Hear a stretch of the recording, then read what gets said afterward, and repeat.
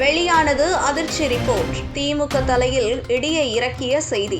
அட பாவிங்களா, இனி ஆண்டவனே நினைத்தாலும் தமிழகத்தில் சட்டம் ஒழுங்கு நிலைமை குறித்து கடந்த சில நாட்களாக தொடர்ந்து நடந்து வரும் சம்பவங்கள் மக்கள் மத்தியில் பெரும் அச்சத்தையும் அதிர்ச்சியையும் ஏற்படுத்தி வருகின்றன. தமிழகத்தை இந்தியாவில் மிகவும் பாதுகாப்பான மற்றும் முன்னேற்றமான மாநிலமாக திமுக அரசு தொடர்ந்து விளம்பரம் செய்து வருகிறது. குறிப்பாக முதலமைச்சர் ஸ்டாலின் தலைமையிலான அரசு திராவிட மாடல் ஆட்சி என்று பெருமையாக கூறி வருகிறது. மேலும் துணை முதல்வர் உதயநிதி ஸ்டாலின் உள்ளிட்ட திமுக தலைவர்கள் தமிழ்நாடு பெண்கள், குழந்தைகள் மற்றும் பொதுமக்களுக்கு மிகவும் பாதுகாப்பான மாநிலம் என்று தொடர்ந்து பேசிக் கொண்டிருக்கிறார்கள். ஆனால் கடந்த சில நாட்களில் தமிழகத்தின் பல்வேறு மாவட்டங்களில் நடந்த சம்பவங்கள் அந்த கூற்றை முற்றிலும் கேள்விக்குறியாக்கும் வகையில் உள்ளன என்று அரசியல் வட்டாரங்களிலும் பொதுமக்களிடையிலும் கடும் விமர்சனங்கள் எழுந்துள்ளன. சிவகங்கை மாவட்டம் மானாமதுரை பகுதியில் நடந்த ஒரு சம்பவம் தமிழகத்தை அதிர்ச்சியடைய செய்துள்ளது. கிருஷ்ணாபுரம் காலனியைச் சேர்ந்த 26 வயதான இளைஞர் ஆகாஷ் போலீஸ் விசாரணைக்காக அழைத்து செல்லப்பட்டார். ஆனால் அவர் உயிருடன் வீட்டிற்கு திரும்பவில்லை. ஒரு வழக்கு தொடர்பாக விசாரணைக்கு அழைத்து செல்லப்பட்ட அந்த இளைஞர் தமிழக மக்களுக்கு விடிவு காலம் தர தேசிய ஜனநாயக கூட்டணி ஆட்சியை அமைக்க வருகை தரும்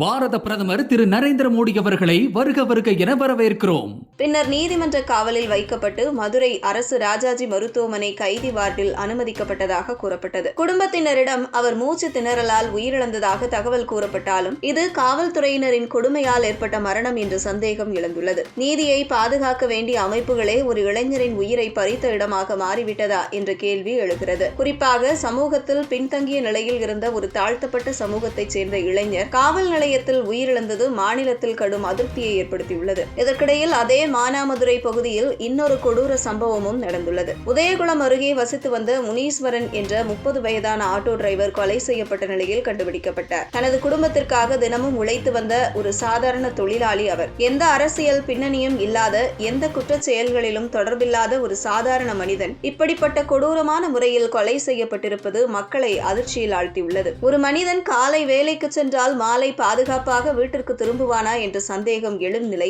தமிழகத்தில் உருவாகிவிட்டதா என்ற கேள்வியும் பொதுமக்கள் மத்தியில் எழுகிறது. இதற்கிடையில் சென்னை பகுதியில் நடந்த மற்றொரு சம்பவமும் பெரும் சர்ச்சையை ஏற்படுத்தியுள்ளது. திமுக இளைஞர் அணியுடன் தொடர்புடையதாக கூறப்படும் காசிமேடு கவின் என்ற நபர் 15 வயது சிறுமியை தாக்கியதாக குற்றச்சாட்டு எழுந்தது. அந்த சிறுமியின் உடலில் மிகவும் கொடூரமான முறையில் தாக்குதல் நடத்தப்பட்டதாக கூறப்படுகிறது. இந்த சம்பவம் மக்கள் மத்தியில் கடும் கோபத்தையும் அதிருப்தியையும் ஏற்படுத்தியுள்ளது. அரசியல் அதிகாரம் சிலருக்கு சட்டத்தின் மேல் இருப்பதாக நினைக்க வைக்கிறதா? ஒரு கட்சியின் பதவி இருந்தால் எதையும் செய்துவிடலாம் என்ற எண்ணம் உருவாகிவிட்டதா என்ற கேள்வியும் எழுகிறது. பெண்கள் மற்றும் குழந்தைகள் பாதுகாப்பு குறித்து தொடர்ந்து பேசும் அரசாங்கம் இப்படிப்பட்ட சம்பவங்களில் உடனடியாக கடுமையான நடவடிக்கை எடுக்கிறதா என்ற கேள்வியும் எழுகிறது. மார்ச் 8ஆம் தேதி சர்வதேச மகளிர் தினம் கொண்டாடப்பட்ட அதே நாளில் நாமக்கல் மாவட்டம் குமாரபாளையம் அருகே நடந்த சம்பவம் தமிழகத்தை மேலும் அதிர்ச்சியடைய செய்தது.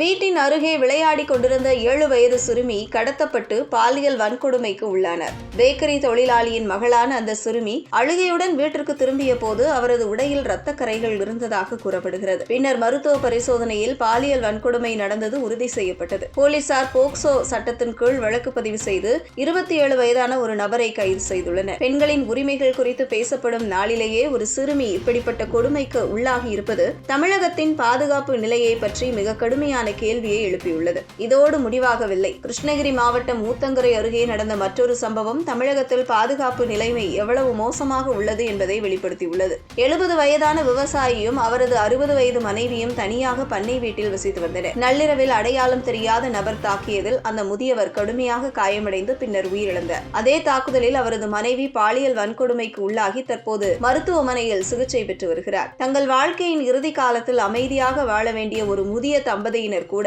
தங்கள் வீட்டில் பாதுகாப்பாக இருக்க முடியாத நிலை ஏற்பட்டுவிட்டால் தமிழகத்தில் பொதுமக்கள் எங்கே பாதுகாப்பாக இருப்பார்கள் என்ற கேள்வி எழுகிறது. இந்த அனைத்து சம்பவங்களும் தனித்தனி சம்பவங்கள் அல்ல என்று பலரும் கூறுகின்றனர். மாநிலம் முழுவதும் சட்டம் ஒழுங்கு அமைப்பு பலவீனமடைந்து வருகிறது என்ற குற்றச்சாட்டு அதிகரித்து வருகிறது. காவல் நிலையத்தில் உயிரிழக்கும் இளைஞர்கள், வீட்டின் அருகே கூட பாதுகாப்பாக இல்லாத குழந்தைகள், உழைத்து வாழும் சாதாரண மனிதர்கள் கொலை செய்யப்படுவது, தங்கள் வீட்டில் கூட பாதுகாப்பின்றி இருக்கும் முதியவர்கள், இவை அனைத்தும் தமிழகத்தின் தற்போதைய நிலையை பற்றி மக்கள் சிந்திக்க வைக்கிறது. அரசுகள் கோஷங்களாலும் விளம்பரங்களாலும் மதிப்பிடப்படும் மதிப்பிடப்படுவதில்லை. மக்களின் பாதுகாப்பாலும் நம்பிக்கையாலும் தான் மதிப்பிடப்படுகின்றன. மக்கள் தங்கள் வீடுகளில், தெருக்களில் மற்றும் அரசின் பாதுகாப்பு அமைப்புகளிலும் கூட பாதுகாப்பாக உணர முடியாத நிலை ஏற்பட்டுவிட்டால் அந்த ஆட்சியின் செயல்பாடு குறித்து மக்கள் கேள்வி எழுப்புவது இயல்பானது. அப்படியானால் திமுக பெருமையாக கூறும் திராவிட மாடல் ஆட்சி உண்மையில் யாரை பாதுகாக்கிறது என்ற கேள்வி இன்று தமிழக மக்களின் மனதில் மிக வலுவாக எழுந்து கொண்டிருக்கிறது.